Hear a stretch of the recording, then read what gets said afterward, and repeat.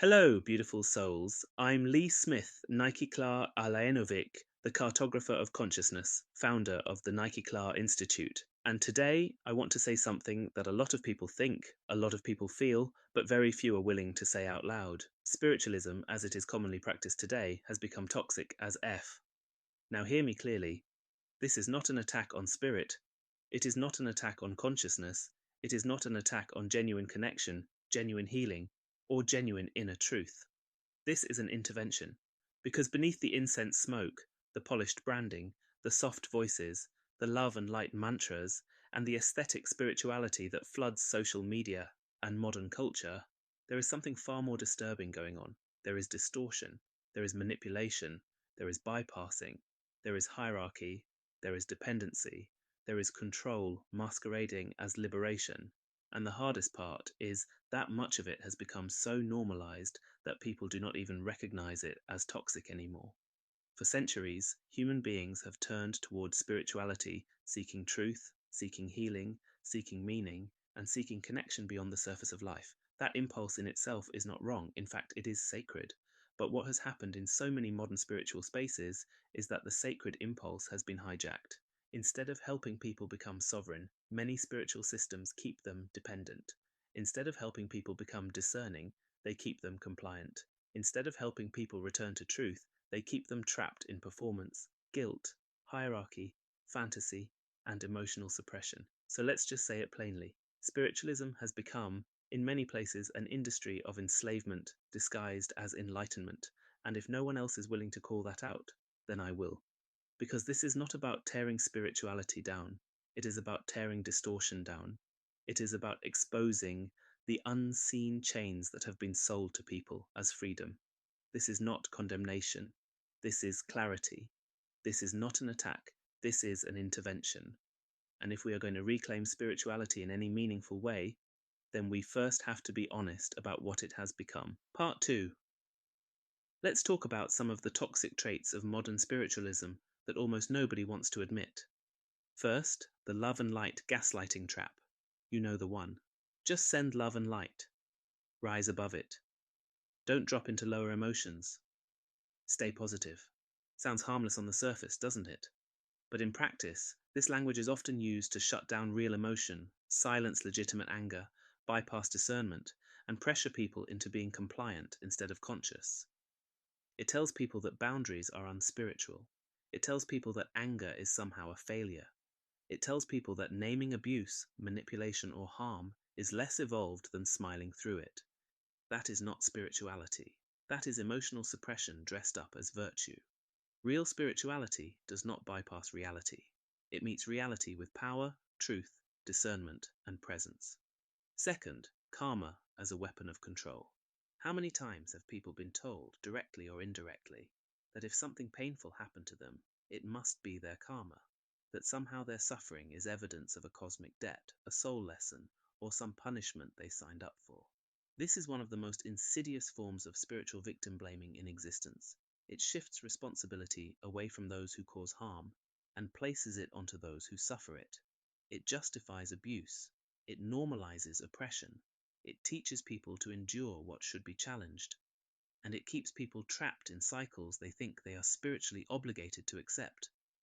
Karma, if understood with nuance, can point to feedback, consequence, and energetic return. But once weaponized, it becomes a prison. Third, the false guru hierarchy.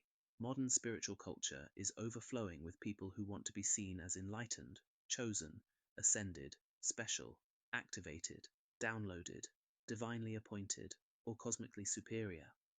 And a lot of the time, what you are really looking at is ego wrapped in mystical branding. These structures create dependency instead of sovereignty. They turn spirituality into a popularity contest. They make people feel like truth has to come from outside themselves. They teach people to chase another person's authority instead of remembering their own inner knowing. No one is more divine than you. No one is more entitled to truth than you. No one should be positioned as the owner of your access to consciousness. And finally, one of the most damaging phrases of all, you chose this life. Now yes, there may be complexities around incarnation, soul memory, and pre-birth patterning, but when that phrase is used as a blanket explanation for suffering, violation, injustice, or abuse, it becomes spiritual gaslighting. It removes accountability. It glorifies endurance. It romanticizes pain. And it encourages people to stay trapped inside cycles they should be breaking. No one consents to violation as a spiritual necessity. That is distortion. Part 3. So, what is the hidden cost of all of this? The cost is enormous. People become energetically enslaved to distorted teachings. They move from religious guilt into New Age guilt. They stop fearing God in the old sense and start fearing karma, past lives, low vibration, spiritual failure, or cosmic punishment. Instead of priests, there are spiritual teachers. Instead of religious dogma, there are channeled messages. Instead of punishment from God, there are karmic debts and endless clearings, different language, same control structure. The result is that people spend years, even lifetimes, trying to fix themselves. One more course, one more activation, one more healing, one more clearing, one more teacher, one more permission slip. Always not quite there yet. Always one step away from arrival, always in student mode, never fully allowed to stand in their own authority. That is not liberation. That is spiritual dependency. And perhaps the deepest cost of all is the suppression of true sovereignty. People stop trusting their own discernment. They stop trusting their own body. They stop trusting their own knowing. They begin outsourcing their truth to gurus, readers, spiritual hierarchies, and unseen authorities. That is the exact opposite of what spirituality should be, because true spirituality was never meant to be a cage. It was never meant to be a business model of dependency. It was never meant to be a hierarchy where some are closer to divinity than others.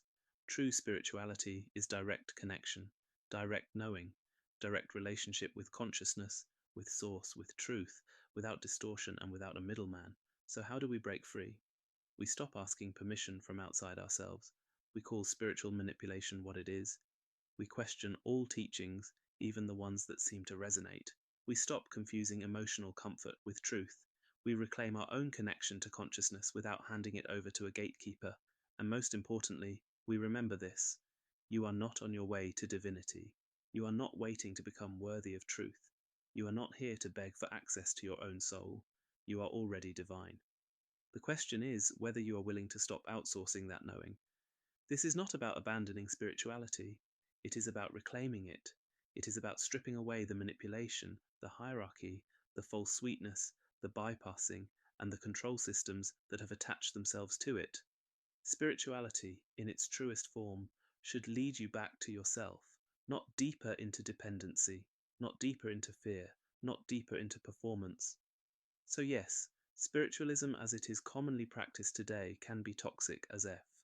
And naming that is not an act of destruction, it is an act of liberation. Thanks for listening.